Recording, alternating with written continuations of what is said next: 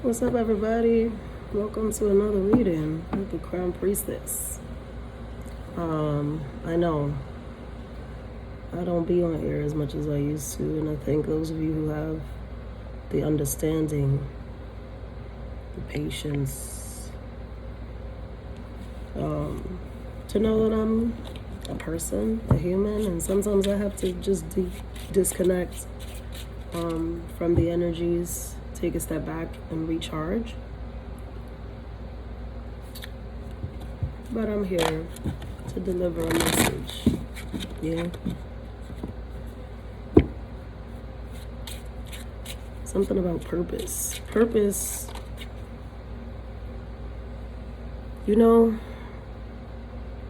purpose is seldomly, it's actually never for you. Like, believe it or not.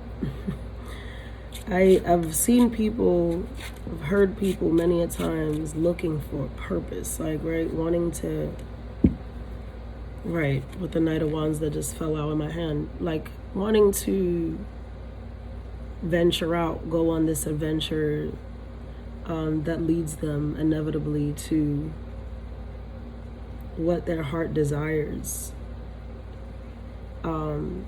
And the reason that people tend to chase desire is because they're looking for something that'll stick.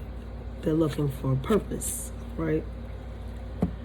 Something to fulfill them, their destiny, etc. But purpose it's not for us. To feel a sense of purpose is good, it's necessary, and it can be a proud feeling. But imagine those, right? Like one with the gift of song, one with the gift of cooking, one with the gift to speak or preach, yeah? How would I be any good if I couldn't share it, right? If somebody's gift is to sing, if that's their purpose, if it's their purpose to sing, what purpose would it serve if no one could hear their voice? How would somebody be deemed a great chef, a master chef, if no one could taste their food? So you see, it's not about you.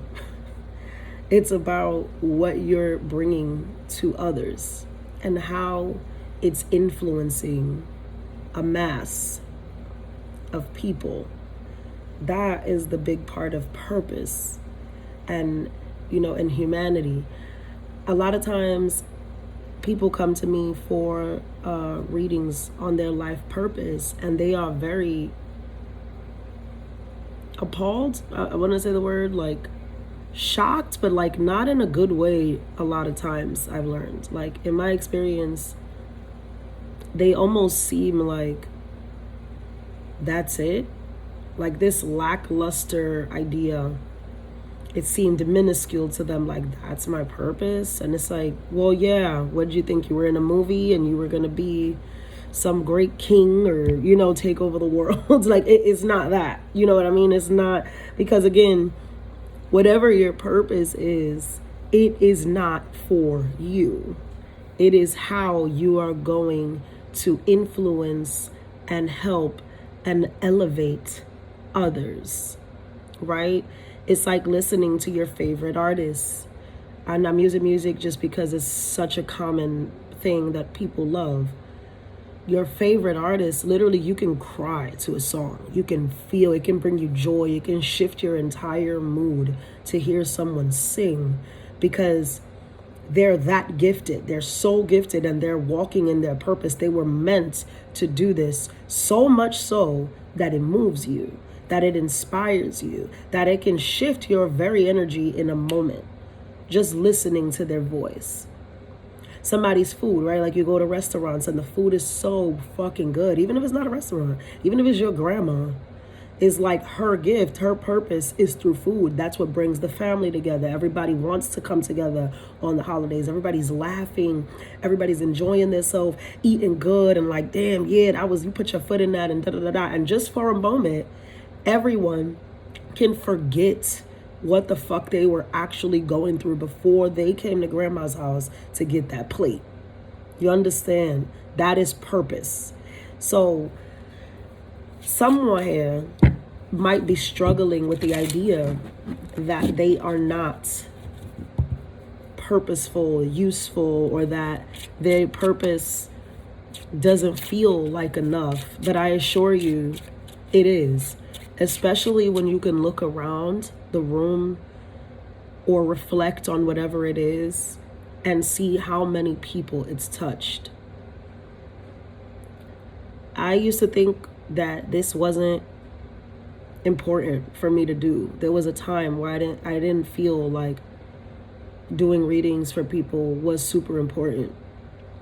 And because I had an idea of what it should look like, because I didn't have a million subscribers, and you know, I'm not like popular on any of these platforms. But the private clients that I have, the people who do reach out to give me feedback, to say like, yo, this and that, like, you know, like, this is how you changed me, this is how you helped me, you know, I can't believe that, you know, you were able to pick up on that, or whatever it is. When that started to happen more and more, I understood that this is what I'm supposed to be doing, and that it had very little to do with how popular I look, or, you know, I didn't have to try and be, because I watched some of these readers online, and they, like, you could see how they kind of take away from each other. And it's fine. Like, you know, people got to make ends meet. They got to do what they do. And maybe it's one purpose to sort of inspire the rest, be the blueprint for the rest, right? And that's okay. But I know that that's not me. Like, I know I'm not, it's just not in my nature to be a copy and paste kind of girl. That's never been my swag. I've always been the authentic approach, like the original approach, even if it fails, even if it doesn't work, even if it doesn't look like everybody else's. That's exactly what I'm always going for. Like, Aries gang, that's a swag we got. That's why the head, we're not afraid to take those kind of risks. But this isn't about me. This is about someone who is living in their purpose, but maybe doesn't understand yet how important it is. But you are. And you are. I don't care if your purpose is something as simple as coming back here to learn how to love. Like, it can be like that. Like, it can be like, oh, my purpose is to love people. Because maybe in your last lifetime, you didn't. You never got to experience it. Or you were just like the opposite. You were one of those people who never gave a fuck. And in this lifetime, you have to go through this love, this unconditional process of emotion with others. And while you may seem like, oh, that's kind of whack, like, you know, and I'm taking fucking hits about it, it's for a reason, and it's not just your reason. While it is developing you, while it is building muscle, if you will, it's also helping someone else. It's helping another person or others. And any time that you're doing that while walking in your purpose, you will be blessed, you will be rewarded, and God got you. You understand? Like, big time, God got you. All right, cards. The message for the people. King of Wands. It's funny because Knight of Wands fell out before when I was shuffling, and now King of Wands. So you see the mastery, you see the level up, the passion, the devotion, the love. 10 of Cups. Jesus Christ, what's going on? Very happy, you know. This is fulfillment. This is like being so determined to walk in purpose, or being so determined to achieve a goal, and actually living the satisfactory of it. Like, actually realizing, like, I got exactly what I wanted. I got to the finish line and I'm happy. Like, this is a joyous, I love this energy. This is really good energy, actually. And it probably took for a lot of you to bust a move, you know. Well, the King of Wands is a king of action, like, so, but you may have had to change your scenery, change your environment, change your job, change your methods, change your mindset, change whatever. I'm getting a change of environment in most cases, but it almost can be like a change of hats. So because now I'm remembering the Knight of Wands and now to this King of Wands, it's like, this is like a prince now becoming the king. Like I'm watching like a ceremony where now they are crowning this king, like the new king of the Andals and shit. Sorry, I watched so much Game of Thrones. But this is something that is very accomplished and that you are being recognized for. And I hear, be a good king. So people will love you because of the way you came into this role, of the way you came into this leadership. You have like a compelling story. You have a lot of integrity. You did it like the right way, and you didn't take any shortcuts, you know, like, which is why it's like people will feel that you are deserving of the place that you're in. You're very deserving of what you have achieved, and you belong in this space. For some of you, there is a conversation from a feminine energy that is, she either is telling you how proud of you she is, that she's been inspired by you, that she admires you, and she wants to reward you in some way, or this is her confessing that she would like to pursue you, like romantically. Take it how it resonates, because it can be platonic or romantic, but I do get this feminine energy wanting to reward you for your hard work, whatever that means. I don't want to say that this is like she don't give like whore without boundaries energy. This is not like that. If this is a woman, it's a feminine energy for sure, but that doesn't mean it's a woman. But there is a lot of fondness. Like she has fondness, this feminine, I'm saying she because it's feminine. She has fondness for your new position, for your accolade, for how, again, how you achieved this, how you came to this level, what this growth is, what this purpose is, whatever this is for you guys, okay? Somebody is grown, like somebody has grown, okay? And it's like, it's the real kind of grown, not the fake kind. Like it's not that like pretending you a grown ass man shit. It's I'm a grown ass man, dog. Like you know what I mean? Like, and you don't have to say that to know it. And you know, like everybody can see clear as day that this is like, people look up to this energy. You know, there's nothing to this energy. It demands respect. Like it demands respect. It doesn't matter who think they coming into play, they can't. Like this is an energy that people can't play in its face because it stands entirely too tall and too firm. And this feminine energy is like so turned on by this. Like whether, again, it doesn't always have to be like intimate, romantic, sexual. Although I do feel strongly for some it is. But it is definitely admirable, like heavy duty admirable. Like this is somebody who feels like you deserve your flowers, you deserve that crown, and they want to give you something else. They want to give you more because of it. Like I don't know how to say this. I'm trying to find like a right analogy. I don't know.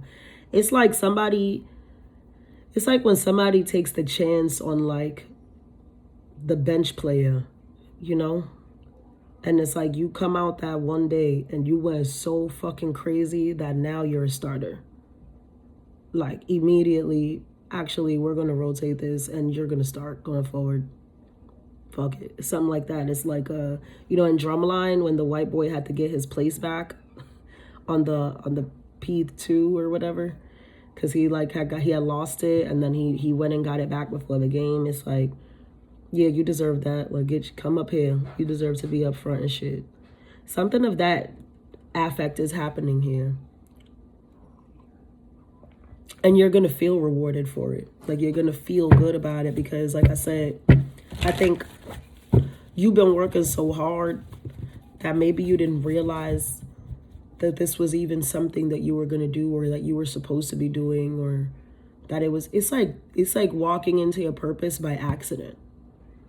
And it happens like that sometimes. Not everyone is always actively seeking their purpose.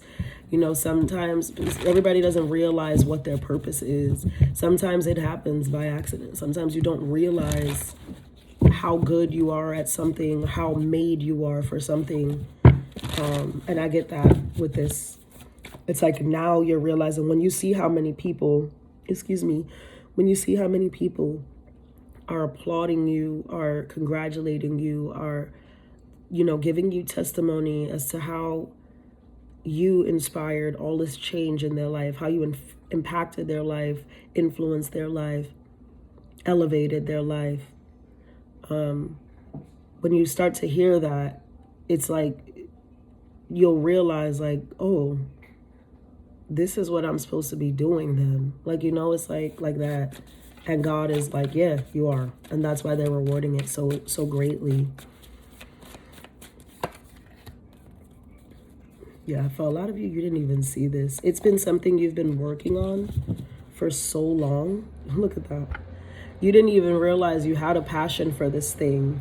You didn't see it coming at all, but you've been doing it such a long time that you've mastered it. You didn't even realize that you were becoming a master of this craft. The Hierophant? What is the Hierophant? He is a master. He's literally the highest level of, the church. He's the enlightenment. He's all the things. I can't make it up. All right. Their advice is to get some rest, especially for those of you who've been working hard. This time of recognition and reward will allow you to take a little step back, but just a small one. You can vacation, you can do all the things, but you will have to get back to work eventually. But right now, you can take a chill pill, you can enjoy, you can celebrate your wins. Some of you are you're so good at whatever this is that you can teach it. It's mastered already.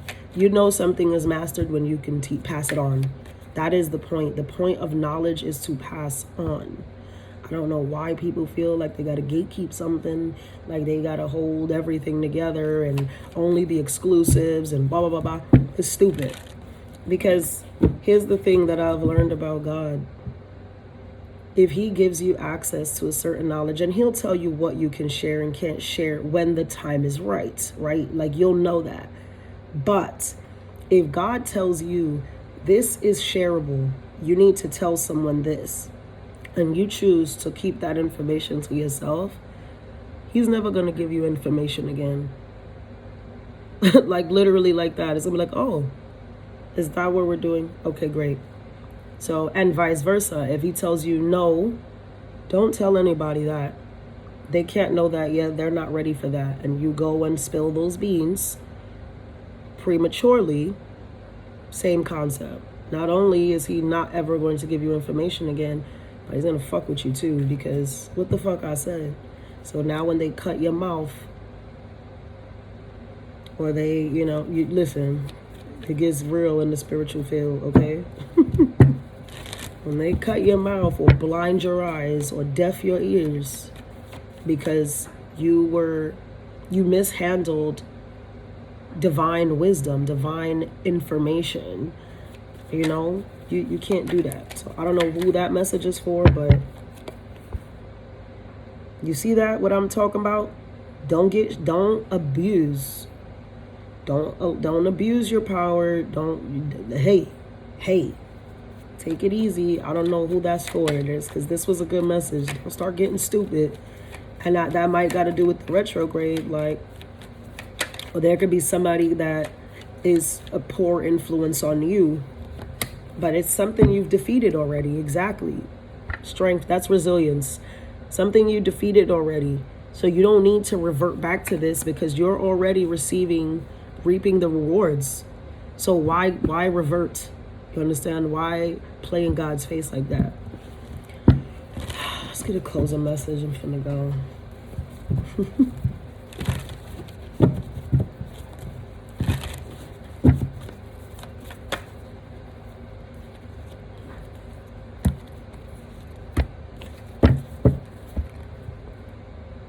Stability. Embrace all the new offers and continue to walk in your stability. Daddy Pentacle is the most stable king. He's also a generous king. He's a giving king. But he got his shit together, like, all the way. He's very disciplined. He's one of the most disciplined kings as well. Like, very put together, very prioritizes responsibility. He stands on integrity, and he takes care of what's his. Some of you could be finding out you're a grandpa or becoming a grandpa, or you could be a grandpa already. Also, the wolf, very loyal to his energy. Also, the King of Pentacles is a loyal king. But this is a lone wolf as well. So be sure that you are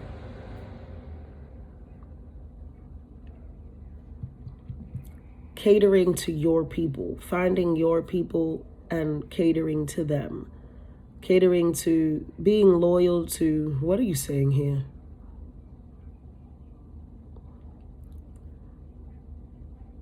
It's going to be important, and I don't know how many of you have this gift of insight or just intuition, or maybe some of you are seers. There's something important about looking at people's hearts. It's like seeing the intent behind the vessel. I think you have the discernment to know it. I think you can see the joy and content and the purity in people, because you see this man, he's smiling. He's like really happy and content with whatever he's looking at. And his wolf is there as a guardian, so to speak, to make sure, like, also that the energies that approach this man are okay. It's reminding me of Game of Thrones. I have to make the reference again with Ghost. Like, Ghost was Jon's wolf, his dire wolf, and Ghost, even before anything popped off, he could like sense, right? He's a fucking dire wolf, so he would sense if something was evil, bad, or whatever. He wouldn't even let it next to Jon. But the things that were good, his friends that were good, the wolf was like friendly with all of them. He wouldn't hurt anybody who had pure intent. So there's something about that energy here where spirit is only going to allow you, I feel like, so you'll be fine, but wanting you to be able to give and share your stability, your discipline, your wisdom, your integrity, your time, your loyalty to people who are deserving of it. All right. It's a very positive energy to be in. It's a very wise energy. This man has gray hairs. The Hierophant is here. The other card was a king as well. So this is definitely a mastered level of consciousness. It's not the final level. We're never final, right? Or we just be infinite gods, right? But it is a level of mastery nonetheless. And they are trusting you to enjoy this time of sort of calm and stability. Somebody could be retiring. It gives that energy. Like, I don't know if you're retired, but you will feel retired at this time. Like, it's like chill. And so you don't need to be entertaining anything that's going to disrupt that frequency. Okay, I've mumbled long enough. Thank you a lot. Fucking retrograde. Love, light, and abundance.